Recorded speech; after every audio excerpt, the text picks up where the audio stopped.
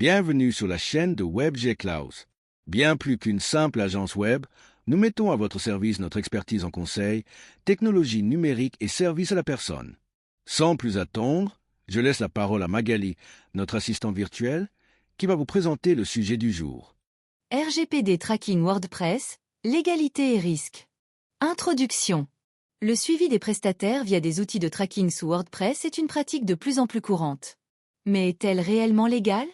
Entre collecte de données personnelles et respect du RGPD, les risques sont nombreux.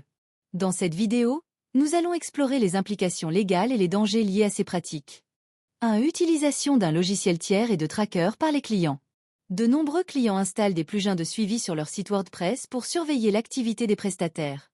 Cela permet de suivre des informations comme les heures de connexion et la durée de travail, les actions effectuées sur le site, l'adresse IP du prestataire. Cependant, cette collecte pose un problème majeur, le respect de la vie privée. Toute collecte de données personnelles doit être justifiée et proportionnée.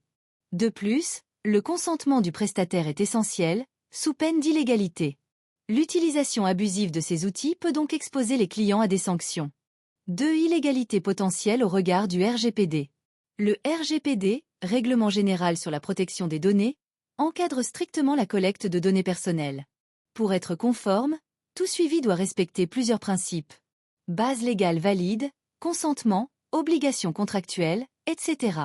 Transparence, le prestataire doit être informé de la collecte.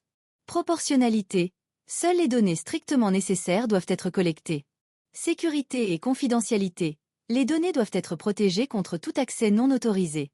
Si ces obligations ne sont pas respectées, le suivi peut être jugé illégal, exposant le client à de lourdes amendes de la CNIL. 3. Suivi des IP et des horaires de connexion. Un contrôle abusif? Certains clients enregistrent les adresses IP et les horaires de connexion des prestataires. Cette pratique peut être assimilée à une surveillance abusive, entraînant plusieurs risques. Atteinte à la vie privée du prestataire. Risque de requalification en contrat de travail si le contrôle est excessif. Absence de base légale justifiant une telle surveillance. Sans une justification claire et un consentement explicite, cette pratique peut être contestée et déclarée illégale par les autorités de protection des données. 4. Contournement du tracking et absence de consentement. Si un prestataire découvre qu'un client l'espionne via un tracker non consenti, il a plusieurs droits. Demander la suppression des données collectées. Bloquer ou contourner le tracker pour protéger sa vie privée. Saisir la CNIL en cas d'abus manifeste. En cas de litige, un prestataire peut exiger des explications et, si nécessaire, engager des poursuites pour collecte illégale de données. 5. Accusation de faute pour contournement du tracking. Certains clients accusent les prestataires de faute lorsqu'ils contournent un tracker. Pourtant, en l'absence d'une clause contractuelle imposant son utilisation, le prestataire n'est pas en tort. Au contraire, c'est le client qui risque des sanctions juridiques s'il impose un suivi non conforme au RGPD. Une telle pratique peut être considérée comme abusive et illégale. Conclusion. D'un point de vue légal, voici les éléments à retenir.